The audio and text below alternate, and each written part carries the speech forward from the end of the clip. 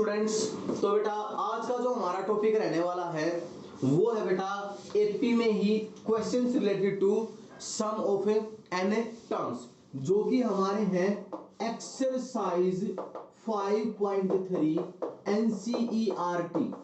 NCERT की हमारी exercise है 5.3। उसी से रिलेटेड हमारे कुछ एक क्वेश्चंस रहते हैं, उन क्वेश्चंस को देखते हैं। हम बात करते हैं अब क्वेश्चन नंबर 4 की। हमारा क्वेश्चन नंबर 4 क्या है, देखते हैं कि क्वेश्चन नंबर 4 हमारा क्या है।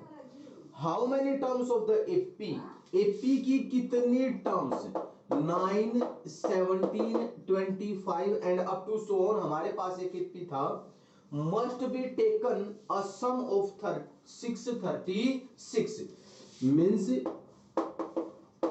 इस एपी की कितने टर्म्स ऐसी हैं जो कि एक सम गेट करेंगी विच इज इक्वल टू 636।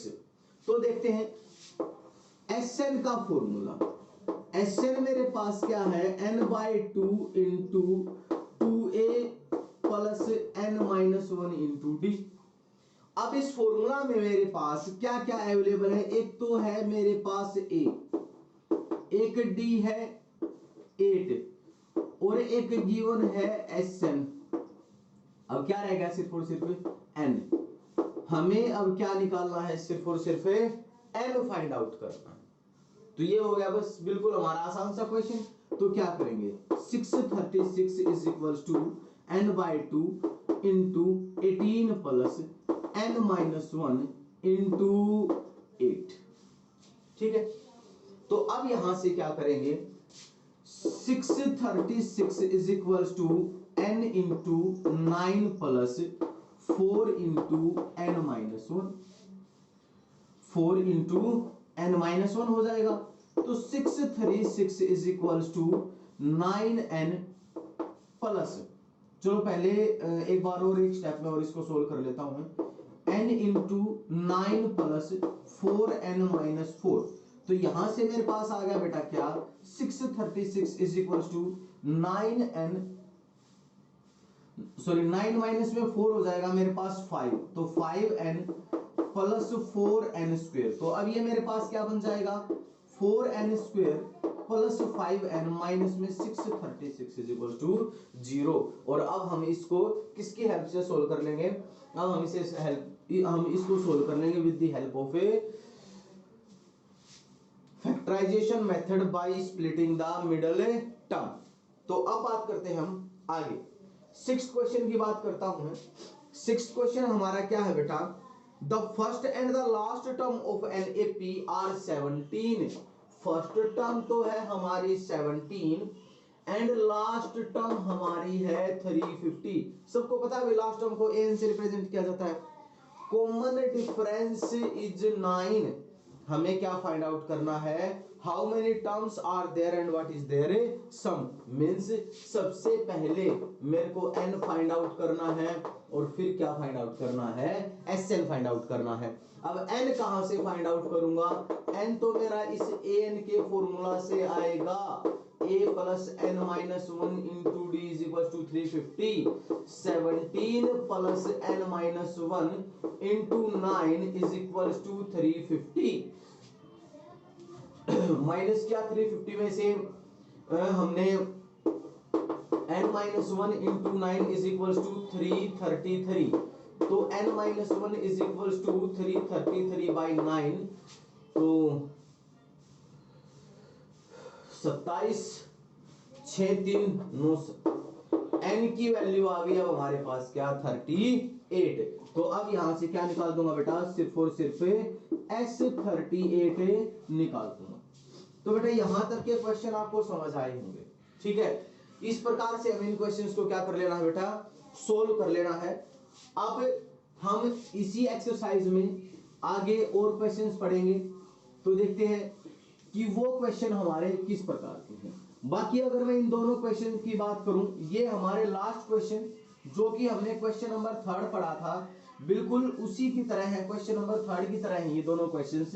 तो देखते हैं अब थोड़ा सा और क्वेश्चन, अब आगे चलते हैं हमारे पास। ठीक है, अब मैं 10th क्वेश्चन की बात करूंगा, सीधा 10th की बात करेंगे, बाकी क्वेश्चन आप सोल्व कर सकते हो बड़े आराम से। इसने कहा है कि an is equal to 3 plus 4n, इसने खुद दिया है an की वैल्यू 3 प्लस 4n दी है। Find the sum of first 15 terms, और इसने एक बात और कही है कि a1 a2 a3 and up to so on an are the terms of the AP, और हमें निकालना है S15 निकालना है। तो सीधी सी बात है, सबसे पहले लिख लो formula, S15 is equal to 15/2 into 2a plus 14d। लिख लिया मैंने फॉर्मूला, या फिर सिंपली मैंने लिख लिया 15 into a plus 13d। a plus 13d, a plus 13d किसका फॉर्मूला है? अगर मान लीजिए मैं a14 की बात करूं तो a प्लस 13d ही आएगा ना। तो यहां से मेरे को पता चल गया कि मेरे को a14 चाहिए, यहां से चाहिए a14, तो निकाल लो a14। n की जगह सीधा 14 पुट किया, 3 प्लस 4 इंटू 14, तो मीन्स 3 प्लस 56 59, बस यहाँ वैल्यू पुट कर देनी है और 15 से क्या कर देना, उसको मल्टीप्लाई कर देना। ठीक है, तो इस प्रकार से हमें क्या करने हैं, ये क्वेश्चन है सोल्व करने हैं। अब बात करते हैं आगे 11th क्वेश्चन की। 11th जो हमारा क्वेश्चन है, वो क्वेश्चन हमारा क्या कहता है कि if the sum of first n terms of an AP is 4n minus n square, means इसने क्या कहा, n टर्म्स का जो सम है वो तो 4n माइनस n स्क्वायर है। अब हमें what is the first term, हमें बतानी है फर्स्ट टर्म a। सबको पता है ये तो हमारी s1 के इक्वल होती है, पहली टर्म तो यूं की यूं होती है भाई, वही आएगी यूं की यूं, तो 4 minus 1 which is equal to 3 होगी जो कि। अब इसने पूछा what is the sum of first two terms, पहली दो टर्म्स का जोड़, मतलब s1 प्लस s2, सॉरी पहली दो टर्म्स का जोड़, a1 प्लस a2। अब a1 तो मेरे पास 3 है, अब मेरे को क्या और चाहिए, यहां से मेरे को a2 और चाहिए, तो निकाल लो a2 कैसे आएगी, यहां से s2 निकाल लूंगा मैं, यहां से S2 मेरे पास क्या आएगा, जो कि मेरा पहली और दूसरी टर्म का जो है मेरे पास सम है, वो मेरे पास क्या आ जाएगा S2, तो 8 minus 4 which is equal to 4। अब मेरे को क्या बतानी है, इसकी nth टर्म, सेकंड टर्म भी बतानी है और nth टर्म। मैं सीधा इसकी nth टर्म के बारे में बात करूंगा कि nth टर्म इसकी क्या रहेगी। nth टर्म हमारी रहेगी an, और मैंने आपको फॉर्मूला बताया था कि फॉर्मूला हमारे पास क्या रहेगा, अगर मेरे को Sn दे रखा है तो an निकालना है, तो फॉर्मूला मेरे पास था Sn माइनस Sn माइनस 1 था मेरे पास फॉर्मूला। अब देखो Sn तो मेरे पास है 4n minus n square, minus sign के साथ। अब देखो यहां n था तो ये n में था, अब मेरे को चाहिए Sn माइनस 1, तो बस यहां n की जगह n माइनस 1 से रिप्लेस कर दो, 4 into n minus 1 minus sign के साथ n माइनस 1 होल स्क्वायर कर दिया हमने रिप्लेस। अब बस सिंपल इसको क्या कर दो, सोल्व कर दो। an is equal to 4n minus n square minus sign के साथ 4n माइनस 4 हो गया, माइनस साइन के साथ n square minus 2n plus 1, simply हमने क्या लगा दिया, a minus b whole square लगा दिया। तो यहां से 4n minus n square minus sign के साथ 4n minus n square minus 2n, sorry minus minus plus हो जाएगा और माइनस से 1 हो जाएगा। अब यहां से सेम साइन वालों को काट लो, तो यहां से 4n minus n square minus 4n plus 4 plus n square minus 2n plus 1, अब 4n से 4n कैंसिल हो गया, n स्क्वायर से n स्क्वायर कैंसिल हो गया, तो an मेरे पास क्या आ गया 5 माइनस 2n आ गया। an मेरे पास क्या आ गया बेटा यहां से 5 माइनस 2n आ गया an। बस अब तो चाहे जो मर्जी हम टर्म निकाल लेंगे, मेरे को a2 चाहिए, निकाल लो a2। 5 minus 2 will be equal to 3। a2 मेरे पास क्या आ गई 3। अब a1 निकालना था, सॉरी 2 2 जा 4, 5 माइनस 4 1 आ जाएगी और 5 माइनस 2 3 आ जाएगी। a2 निकाल ली, a1 निकाल ली। अब जो भी टर्म मेरे को निकालनी है यहां से बस n की वैल्यू को शिफ्ट कर दो और मेरे पास वही टर्म आ जाएगी। तो यहां तक आपको समझ आया होगा बेटा, ठीक है। So pause the video to note it down. Okay बेटा, तो अब हम बात करते हैं आगे कुछ एक और क्वेश्चंस की। तो देखते हैं 16th क्वेश्चन की बात करता हूं मैं, NCERT exercise 5.3 question number 16th की बात करता हूं मैं। A sum of rupees 700 is to be used to give 7 cash prizes to students of a school for their overall academic performance। इसने क्या कहा कि हमें टोटल 7 प्राइजेस देने हैं। कितने प्राइजेस देने हैं 7 प्राइजेस देने हैं, और उन प्राइजेस की टोटल कॉस्ट कितनी है 700। तो मतलब S7 तो मेरे पास क्या आ गया 700, कि मेरे पास 7 प्राइजेस थे और वो 7 प्राइजेस मिलके कितने रुपए के बन रहे थे 700 के। तो मतलब उन सभी प्राइजेस का जो सम था वो मेरे पास क्या था 700। If each prize is ₹20 less than its preceding prize, मतलब क्या कहा कि जो पहले वाला प्राइज है उस प्राइज से वो क्या है मेरे पास 20 रुपए कम है। हमें फाइंड आउट करनी है ईच प्राइज की वैल्यू। हमें अब क्या फाइंड आउट करनी है ईच प्राइज की वैल्यू फाइंड आउट करनी है। तो देखो इसने क्या कहा कि सबसे पहले मेरे पास रहने वाले थे कितने प्राइजेस 7 प्राइजेस। 7 प्राइजेस रहने वाले थे। अब जो मेरे पास यहां से देखेंगे कि S7 मेरे पास 700 था, मींस S7 का मतलब क्या था 7/2 into 2a plus 6d। 7/2 into 2a plus 6d। तो यहां से मेरे पास क्या आ गया 7 into a plus 7 into a plus 3d 700 के इक्वल था। तो मतलब यहां से मेरे पास क्या है बेटा कि a plus 3d is equals to 100 आ गया। a प्लस 3d मेरे पास क्या आ गया यहां से 100 आ गया। मतलब जो मेरे पास जो प्राइज रहने वाले थे वो जो प्राइज रहने वाले थे ऊपर से नीचे तक जो आ रहे थे मेरे पास, तो यहां से देखो एक चीज तो ये क्लियर हो गई कि a प्लस 3d मतलब फोर्थ टर्म रही होगी 100। a प्लस 3d मेरे पास क्या रही होगी a4 रही होगी। मतलब फोर्थ टर्म मैंने कर दी 100। अब एक चीज देखो, अब मेरे को बाकी के प्राइजेस की वैल्यू और निकालनी है। तो बाकी के प्राइजेस की वैल्यू कैसे निकालूंगा, ये 100 था तो इससे पहले वाला 120 रहा होगा, इससे पहले वाला 140 रहा होगा और उससे पहले वाला 160 रहा होगा, क्योंकि इसने खुद कहा है कि जो प्रीसीडिंग प्राइस है वो 20-20 रुपए कम रहा है। तो इसके बाद वाला 80 रहा होगा, 60 रहा होगा, 40 रहा होगा। कितने हो गए 1 2 3 4 5 6 और 7।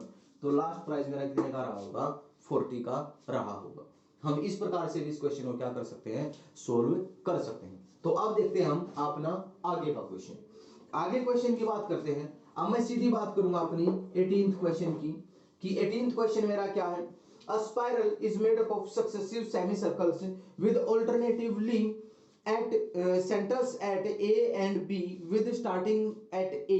उसने क्या कहा कि हमारे पास कुछ सक्सेसिवली ऐसे ये एक सेमी सर्कुलर था, उसका जो सेंटर था वो मेरे पास ए था, ठीक है, उसका सेंटर मेरे पास क्या था, ए था।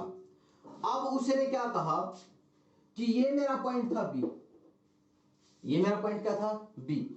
अब यहां इस बी को सेंटर माना, इस बी को, और इस बी को सेंटर मान के हमने क्या किया कि यहां से इस बी को जब सेंटर माना तो फिर से एक सक्सेसिव आर्क लगाई। मान लीजिए ये बी मेरा सेंटर था और ये अब ये पूरी रेडियस थी ए बी। अब ये ए बी मेरी क्या बनने वाली थी, रेडियस। अब यहां से मैंने एक और इस प्रकार से आर्क लगाई ऐसे, फिर आगे यहां तक पहुंच गया आगे यहां तक। अब फिर क्या किया, इस बी के बाद फिर ये सेंटर बन गया। अब ये सेंटर बना तो फिर ऐसे आगे तक बढ़ के फिर यहां तक पहुंच गया। तो कुछ इस प्रकार से ये सक्सेसिव 13 तक थी, 13 हमारे पास ऐसी आर्क्स थी, मतलब n का तो पता चल गया 13 था, ठीक है। और पहले जो ये OA था, जो ये रेडियस थी जिसको लेके हमने ये ड्रॉ किया था, इस OA रेडियस को, ये थी मेरे पास 0.5। ये जो AB थी ये थी मेरे पास 1.0, 1.5 and up to so on, इस प्रकार ये चल रही थी मेरे पास, ठीक है। अब मेरे को लेंथ बतानी है। देखो मान लीजिए ये मेरी लेंथ L1 थी, फिर ये L2 थी और फिर L3 थी। अब ये लेंथ कैसे निकलेगी? अब अगर मान लीजिए बेटा मेरे पास जितनी भी ये रेडियस, देखो जो अगर लास्ट है, जो 13वीं जो मेरे पास लेंथ बनेगी, जो हाईएस्ट बनेगी, उसकी अगर मैं लेंथ निकालने लग जाऊं तो वो कैसे निकलेगी? अगर मेरे पास यहां से लेके इस OA से जो मेरी ये पहली R1 थी, फिर ये R2 थी और फिर R3 थी और फिर R4 थी, ऐसे करते करते मेरे पास कहीं ना कहीं यहां तक R13 आई होगी, जो 13वीं रेडियस आई होगी, और उसको लेके कुछ इस प्रकार से बड़ा सा एक सेमी सर्कल बना होगा, ठीक है। उस 13th रेडियस को लेके अगर मैं टोटल रेडियाई का सम कर दूं तो देखो यहां से लेके और यहां तक की जो मेरी रेडियाई है उनका अगर मैं सम कर दूं तो मेरे पास क्या आ जाएगा, एक मेन और जो बड़ी रेडियस है वो आ जाएगी। तो अब मैंने क्या किया, इनका सम करना है तो x13 निकालना है।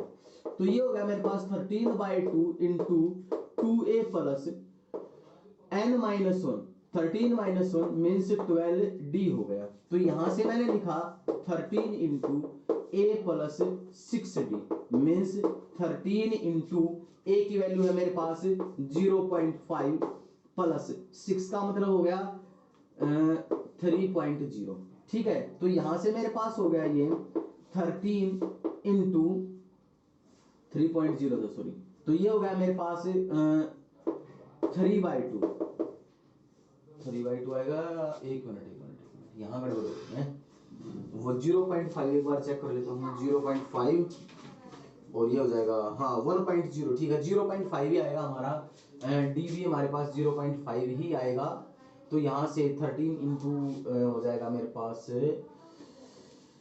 a plus 6d 0.5 into 6 into 0.5 करूंगा तो 3.0, ठीक है।